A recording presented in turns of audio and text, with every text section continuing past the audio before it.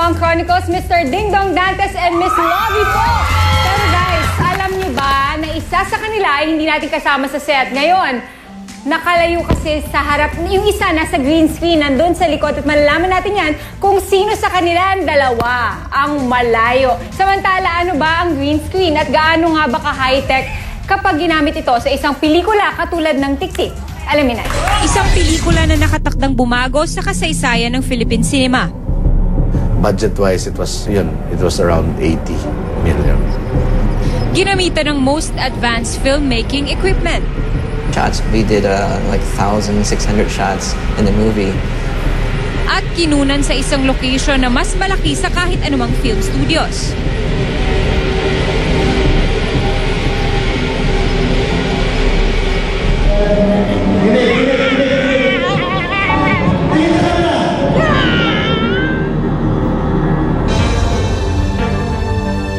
Kung dati, sa Hollywood mo lang ito mapapanood, ngayon, isang Filipino film ang nangahas na bumuo ng isang pelikula, 100% in green screen.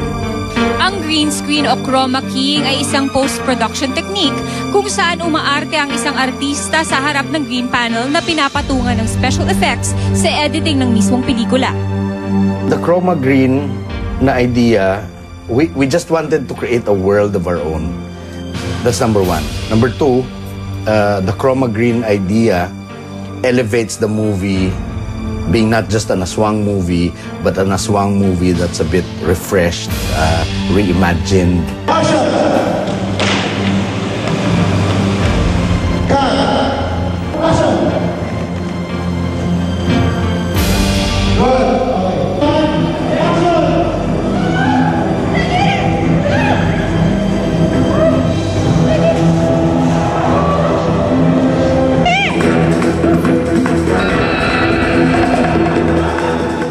With that idea na parang particular lang talaga siya sa aswang na story, na ang aswang ay shapeshifter, we were able to come up with an original take on the creatures. No? Ang Tik-Tik ay klase ng aswang na may ibon siya sa loob ng katawan niya. Yung ibon yung nagugutom. So pag nagugutom siya, it emits a sound na parang nakakatakot na tik tik tik tik tik. We went through lots of versions before the director okayed this version, and same with the other creatures.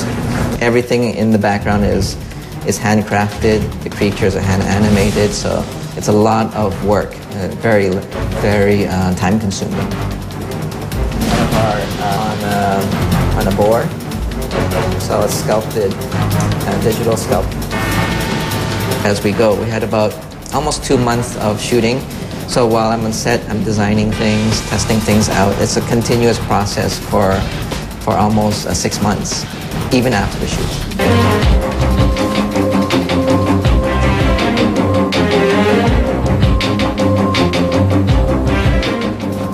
Para ma-achieve ang effects na kinakailangan ng isang green screen film, gumamit si Direk Eric ng state-of-the-art film equipment. For this movie, I've always wanted to use a super slow motion na camera, super high speed na camera. We did a 5.1 surround so that you can hear a lot of things. Tik-Tik, especially Tik-Tik yung title niya. So the Tik-Tik sound is really in the whole movie. We did like 1,600 shots in the movie. Sa isang high-speed camera, lahat ng mga mabibilis na galaw kayang mapanood in slow motion during playback. Ayon pa kay Direk, isang malaking challenge din ang pagdidirect sa mga bida ng pelikula.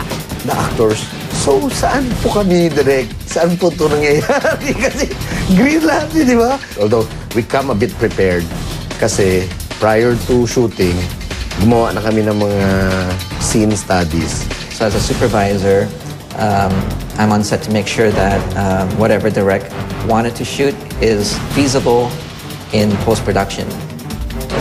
Ngayong hapon, bibigyan namin kayo ng isang eksklusibong silip sa iba pang mga eksena sa Tik-Tik, The Aswang Chronicles. Kasama si Lovie po and Ding Dong Dantes, live.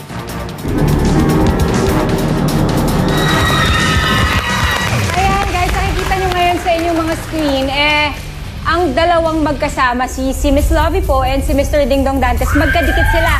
They are here live. This is live. Sila parehong nandito. Pero isa sa kanila ang nasa green screen. Naku, makikita natin kung sino yan mamaya. Welcome ang bida ng tiktik, si Mr. Dingdong Dantes. Hi, Dong. Hi. Ayun. Si Dingdong ang nasa Siya ang chroma. nakatayo sa chroma. Ayun. Ay. Samantalang Lovie. Si Lovie nasa live. Yes. Live studio. Lovie, join us here while we wait for Dingdong to arrive. Hello? So, Hi, Lovie. yung green screen technology, nakita niyo po mga kapuso, yan po, pwede kayong magmukhang nasa isang kwarto lang, pero ang isa sa inyo talaga ay nasa green screen lamang. Yes. Maraming pelikula na sa state na sinushoot na ganito, di ba? Ayan na si Mr. Dingdong Dantes. Yan. Mr. Dingdong Dantes po. Palakpakan po natin. Hi, Dong. Now, I want to congratulate the both of you because I know hindi naging madali at naging matagal ang proseso ng filming ng Tik Tik The Aswang Chronicles. Gaano katagal, Dong? It took us 20 months in the making. 20 months. Principal photography, 28 days. Pero yung kabuuan, actually hanggang kagabi. Kagabi pa lang na-finalize lahat. So, 20 months in total. I think that's 20 months. unheard of in the Philippines. Yes. Di ba dito gusto madalian? tapos Mabilisan. kaagad? Hindi kasi sa budget din eh. Kasi Yeah. kung Yeah. habang tumatagal, lumalaki yung budget. I heard na ang laki ng budget ng pelikula na ito, Dong. Is Ginastusan this one of talaga. the most Ginastusan expensive talaga. films? Ba't ka na? Naubos Well, na. siguro, aside from the monetary aspect, tingin ko yung effort na binigay ng maraming artists, higit pa sa kahit anong halaga na mailalagay natin sa movie. Kasi siguro, masasabi natin, more than mga 30 or 40 artists day and night na nagtatrabaho para doon sa CGI. Kakaiba talagang dedication yan. At ito yung hindi ordinaryong teknolohiya talaga dahil itong mga ginagamit sa Hollywood films. And I think this is the very first time na actually the whole movie, almost the whole movie, used green screen technology. May mga Sure. pelikula rin gumamit yan, di ba? But ito talagang buong pelikula. Yun na yung pagkakaiba niya, magmula nung pag-umpisa ng pelikula, pagbukas hanggang dulo. Naka-green. Lahat yun computer-generated yung Computer-generated. background. I have a question though. I think that's more convenient for the artist. Di ba? Kasi Yeah. yung mga artista minsan nagka-travel ng ilang oras para Hindi lang ka sa na location. maglilipat ng location. Kayo nasa studio, naka-aircon, ang saya. Pero I think may disadvantage and advantages that. Like, Lovie, paano ka a-acting na? May kahirapan din Kunwari ka pagdating sa lang. artista. Actually, mahirap talaga na mag-imagine talaga kung ano yung nasa harapan mo, yung aswang na nasa harapan mo. Although, like what I said, si Direk Eric Mati, he actually helped us a lot dahil dinidescribe niya kung anong klaseng aswang makikita namin. And wala, ang dami niyang ginamit, like music, para mas maramdaman Yes. namin yung tao. Magaling yan si Eric Mati. He was a director in Pasiam. Yes. Isa yan sa You mga have to directors use your magaling. imagination kapag ganyan. Ano? Kasi hindi mo alam kung ano bang dapat green lang to nakikita ko sa paligid. Oo, ko, tapos diba? dapat natatakot kami. Kasi dapat iset yung mood ng sa artista kung ano yung na-experience niya, ano yung role, ano yung eksena. Pero kung green lang ang nakalagay, talagang magdadagdag ka ng imagination. Medyo doble yung effort. Doble yung ng our effort ng part. artista. Alright, Dong, meron kaming mga ilang eksena na ipapakita sa'yo. Silipin natin ang mga ilang eksena sa Tik Tik. Here's the first.